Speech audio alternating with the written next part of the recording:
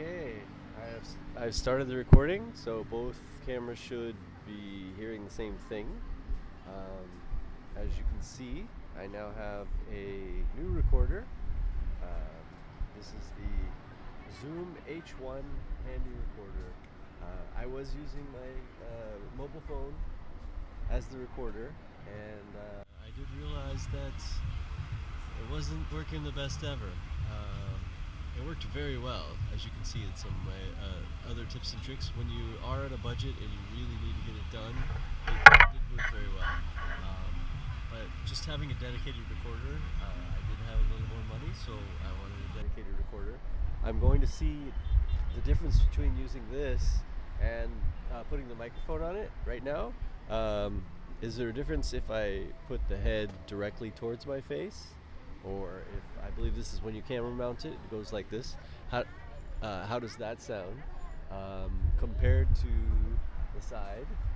How does this sound? And if we plug in the microphone. So let's do that. And I wanted to show you that at the beach in Lima, Peru, a beautiful cafe. It's overcast here pretty much every day. I've found one day that it was nice for maybe an hour, but we'll see what happens. All right. I just came from San Francisco, so I'm sort of used to it. I can see we got a little camera wobble on the table. I guess here, let's try the microphone first. Then I'll show you.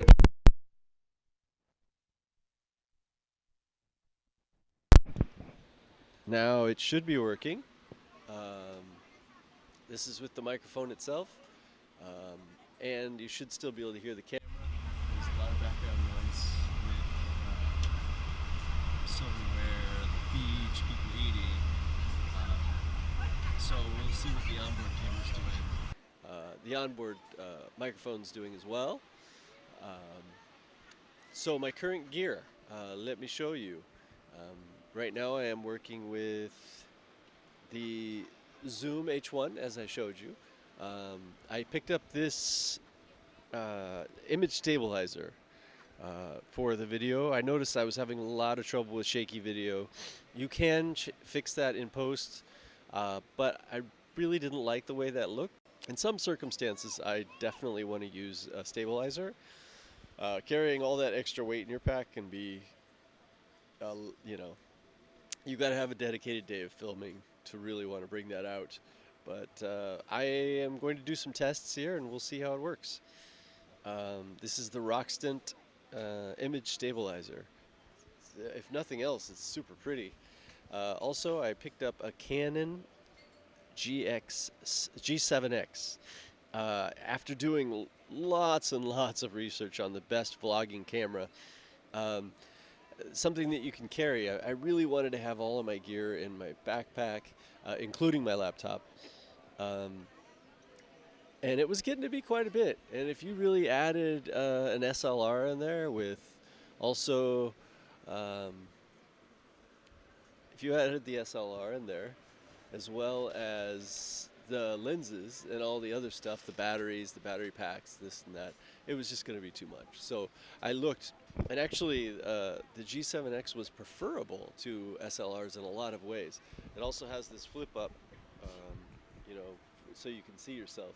What I usually do is I frame myself and then I flip it off, because what you do is you end up, as I found out in the videos that were teaching me, you end up looking at the flip up, and so you're not actually looking at the camera.